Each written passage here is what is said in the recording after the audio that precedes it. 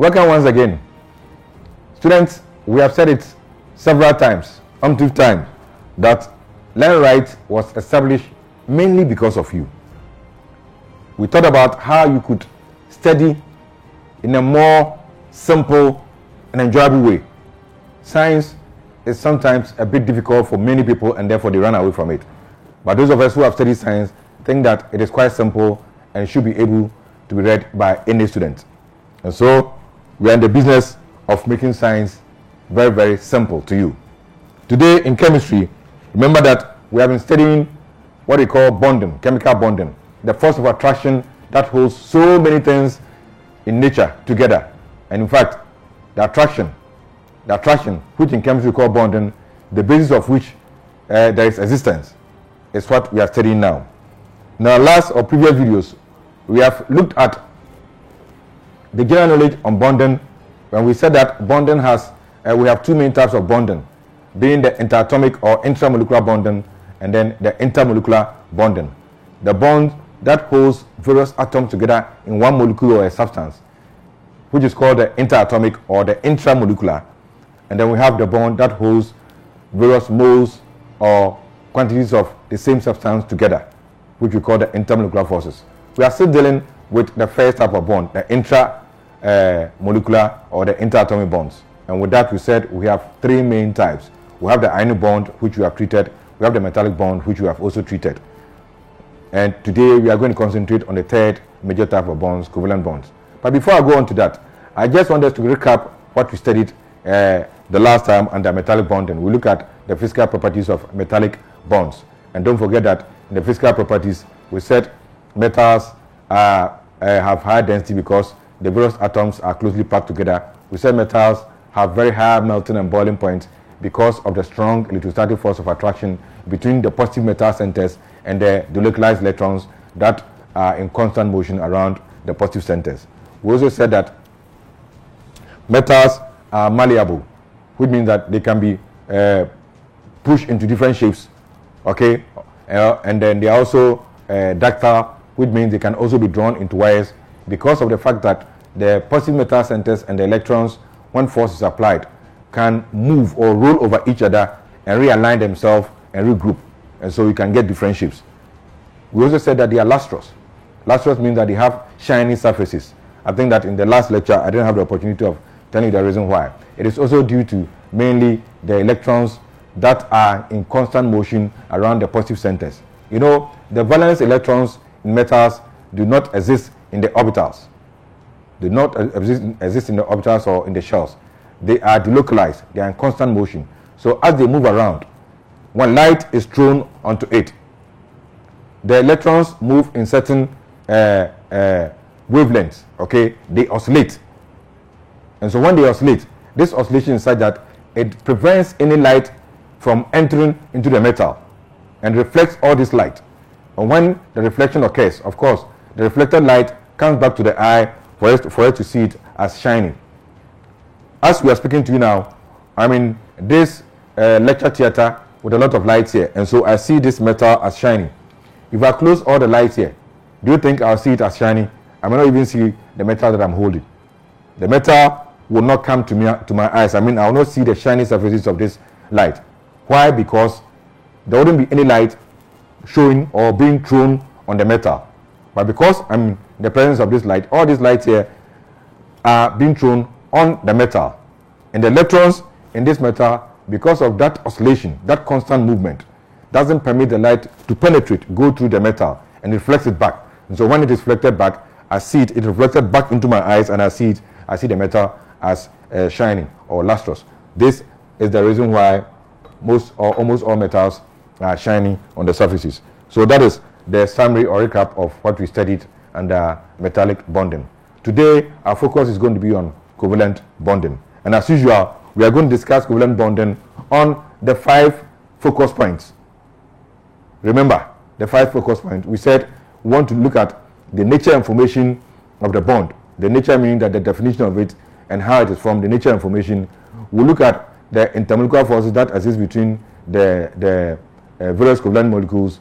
We'll look at the units occurring at the lattice sites, and then we'll look at the physical properties of the covalent compound that we are going to talk about. So it's going to take us some time to finish a covalent bonding. So without wasting time, let's look at the nature information.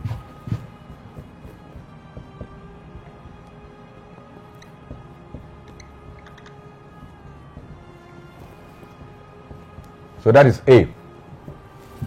What is the nature of a covalent bond? The nature of a covalent bond is simple. We say that it is the sharing of an electron pair between two atoms.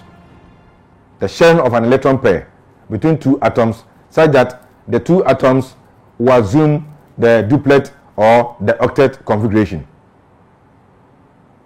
Two atoms, maybe A and B, are coming together to form a bond. The purpose of this A and B, as soon as they form that bond, A will be seen to afford its octet or duplet, and B will be seen to afford its octet or duplet. In other words, they assume a stable electronic configuration. Now, these two electron pair that is to be shared will be contributed by both A and B. The electron pair that will be shared will be contributed by both A and B. A will bring one electron, B will bring one electron, and to be held in common by the two, such that if you look at B alone, you will think that B has a complete electronic configuration. And if you look at A alone, you see that A also have an electronic configuration. Maybe what I'm saying looks a bit abstract in your mind. Let me start illustrating it with examples. First, let's take the first element that we have. The first element we have is, hydrogen. Hydrogen has only one atom, and hydrogen having only one atom will have 1s1. It is not stable. So hydrogen doesn't even exist as hydrogen. It doesn't exist as this. We told you hydrogen exists as a molecule.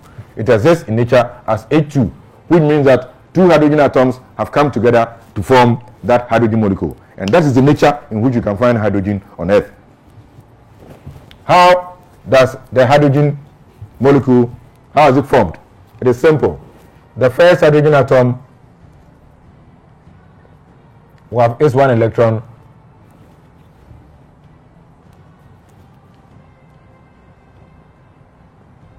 and the second hydrogen atom, they should be the same size. I'm bad at drawing, forgive me. That's the nucleus. It also has S1 electron. So in forming the bond, this will contribute this one electron, this will also contribute one electron. Remember, hydrogen has only one shell or one orbital, which is a 1s1. 1s1. And if we are talking about the shell, it's K. So K shell, one electron. So this will share, and then we have what we call, what will look like this. So each hydrogen, then the two electrons will be here, shared by the two atoms.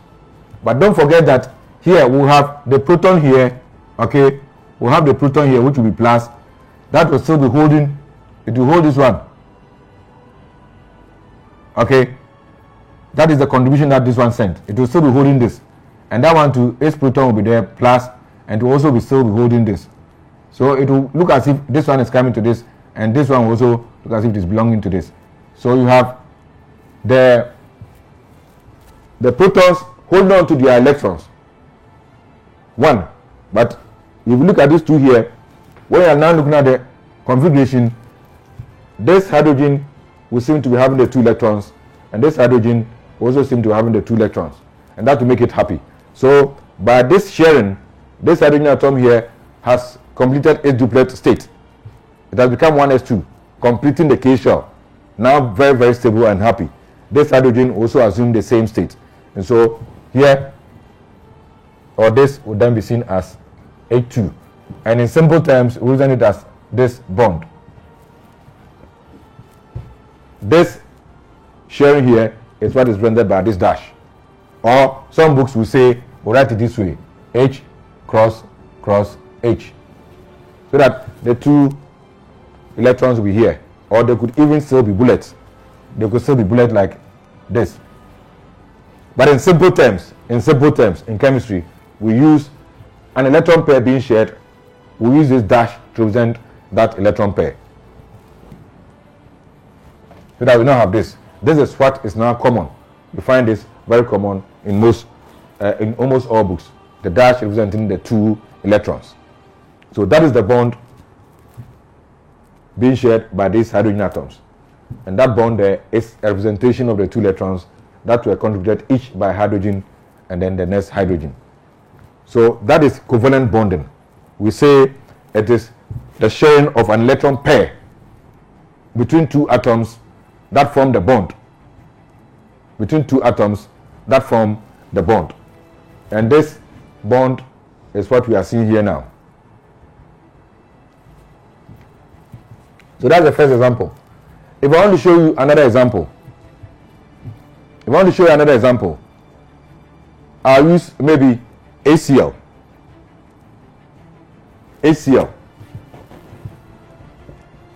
Hydrogen and chlorine. Let's see hydrogen just the same way. Let me bring it down here as this. But chlorine will have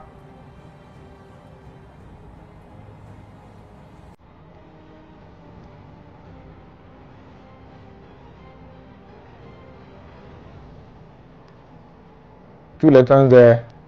This one will have is 8.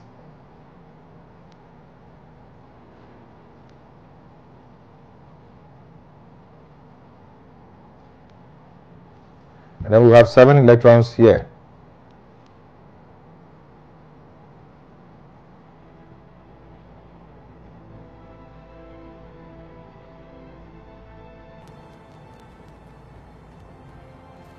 Yeah.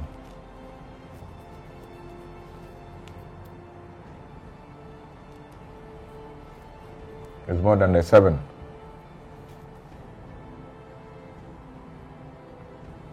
One, 2, 3, 4, 5, 6, 7. So the last shell is not complete. So if I want to complete it, 1, 2, 3, 4, 5, 6, 7. It needs one more electron. So the hydrogen will be there with its proton to have 1 electron. So these two come together to be common to the 2 atoms. So what we will have, let me just use the outer shell.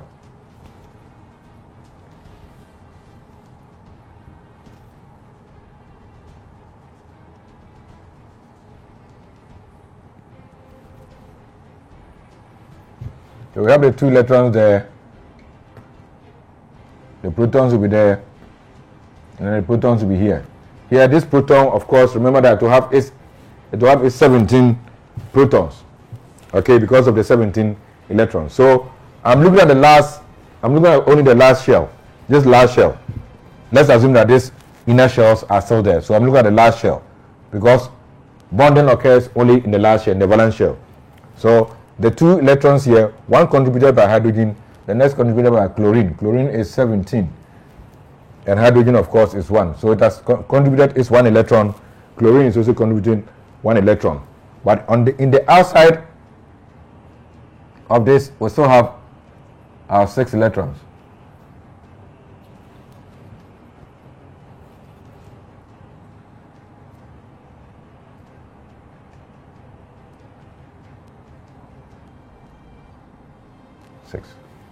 The outside of the last shell, the valence shell, we have 1, 2, 3, 4, 5, 6, and this is the 7th one that was contributed by chlorine. And this electron here is the one contributed by hydrogen. So when we have this, chlorine will now be fully satisfied because it has filled its octet. Hydrogen would have filled its duplet. Hydrogen will now have 2 electrons common to it. Chlorine will have 8 electrons, the valence shell, common to it. So chlorine is satisfied, hydrogen is satisfied. Now, let's look at these electrons here. These electrons are the one that is holding the 2 atoms together. So the electron pair is called the bonding pair. I'm going to explain or differentiate between the types of electrons that we are seeing here. These 2 electrons, one from hydrogen, one from chlorine, is the one holding the hydrogen and the chlorine together in a bond. They are called the bonding pair electrons. So we say we have one bonding pair. Any bond is held by 2 electrons. So a bond may be described as a pair of electrons. But to qualify it to use an adjective to qualify it to show that it is in a bond or not, we say it is a bonding pair.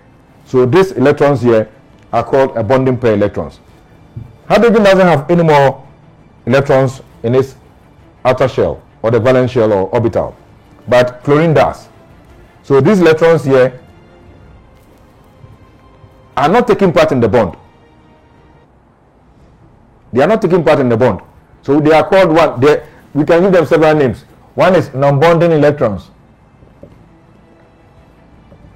Non-bonding electrons. If you decide to put them in pairs, because they will always complete duplet or octet, the electron that will remain will always come in pairs. It will always be an even number. Do you understand that? Because you have either full 2 or 8. So if in all there are 8 and 2 are forming the bond, the remaining will be 6. And so we can group them in pairs. So we call them non-bonding pairs. So chlorine, for instance, this one, these 2 electrons can be seen to be one non-bonding pair. This will be seen as another non-bonding pair, and this will be seen as another non-bonding pair. But if you want to put them, if you don't want to put them in pairs, you can just say they are the non-bonding electrons. So I have 6 non-bonding electrons. I have 3 non-bonding pair electrons. Again, another name for non-bonding electrons is lone pairs. Lone pair electrons. So in this structure, chlorine has 3 lone pair electrons, or we say 3 non-bonding pair electrons. But you can also say it has 6 non-bonding electrons. I hope that is simple. So in this structure, if I'm representing another form in chemistry, we write that hydrogen dash chlorine. Now, this bond represents these 2 electrons. I need to indicate the other electrons that are available in the valence shell.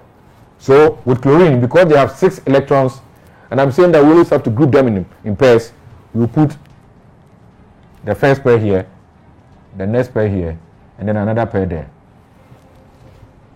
So this representation is actually now the accepted structure for hydrogen chloride. So hydrogen, I'm not indicating any dot on hydrogen because hydrogen doesn't have any more electrons. It doesn't have any non-bonding electrons. But chlorine does. How many are there? There are 6. How many pairs? There are 3 pairs. So chlorine has 3 lone pairs. Okay, chlorine has 3 lone pairs of electrons. And so this is the structure of hydrogen chloride.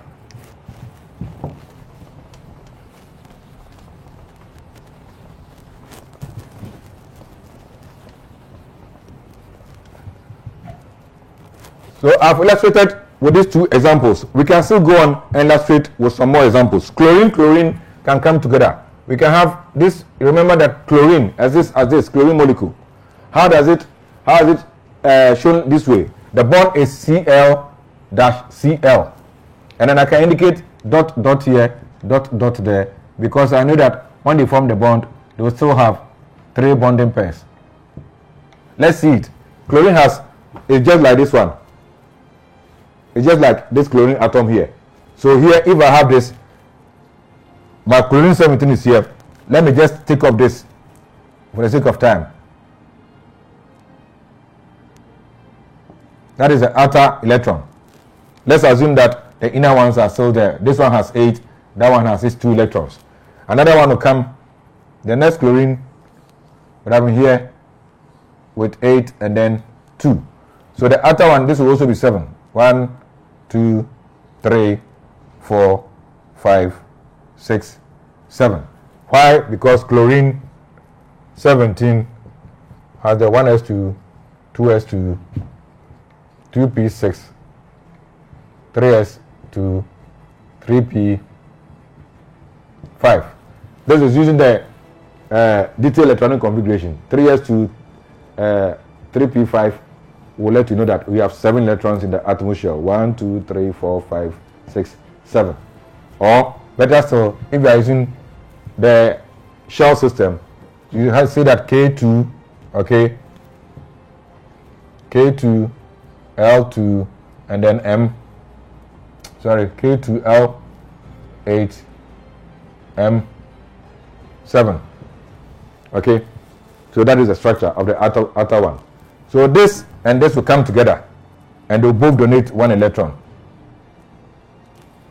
So the structure will become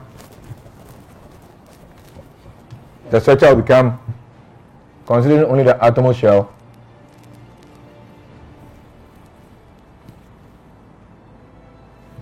you'll have the 2 electrons there, and this will have S6.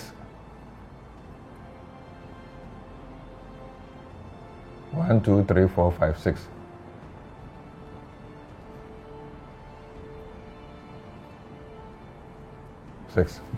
So the nucleus will be there with the 2 inner shells. So this will be 1 chlorine.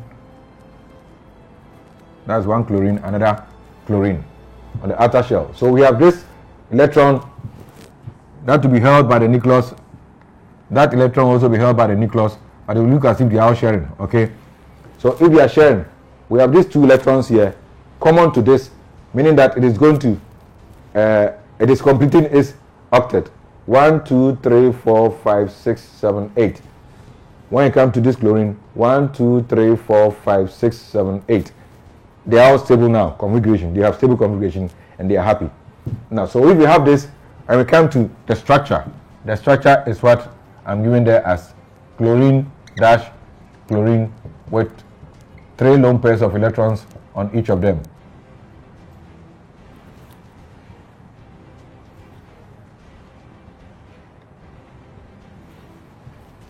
That is the structure that I gave initially here. So this chlorine molecule, the actual structure, if you want to write it down, is this. Dash representing 2 electrons, then 6 here, 6 there. But the 6 are arranged in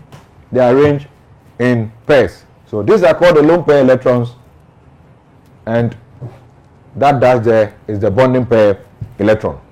So in all covalent bonds, after forming the bond, the electron pair that is taking part in the bond, that is being contributed by each of the atoms, is represented by the dash.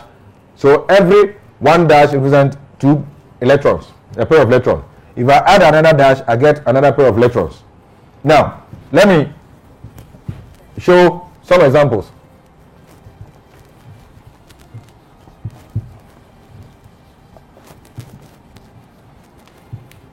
In terms of the structure, this is that I've shown already. If I come here, I've given you 3 examples. The first one that I showed you is this. This is hydrogen. So I have hydrogen, 1 hydrogen here bonded with hydrogen. Okay. We showed how to form hydrogen. We showed how to form hydrogen chloride, and then we've seen chlorine molecule. So I'm showing examples of it. I have this as my hydrogen molecule, hydrogen bonded to hydrogen. That is the 1 dash. That is the 1 bond holding the 2 atoms together. So hydrogen molecule. Now, hydrogen chloride. Hydrogen is still my white. Chlorine is the green. So hydrogen bonded to chlorine with 1 bond. But in actual fact, this chlorine, we should have seen the 3 lone pair electrons on it. We should see the 3 lone pair electrons on the chlorine. So the green ball, which is bigger than the hydrogen, which is smaller, is bonded to the hydrogen. So we have hydrogen chloride, that is it. And then again, we also have this illustration in chemistry showing chlorine bonded to chlorine. Each of them will have 3 lone pair of electrons on them. So these are the example of the covalent bond formed. This white line here represents the pair of electrons called the bonding pair. The lone pair of electrons are not showing here, but actually they are on the green balls, which represent the chlorine atom. We'll end here and then continue with more examples in our next video. Come along with me. Don't stay away. Thanks.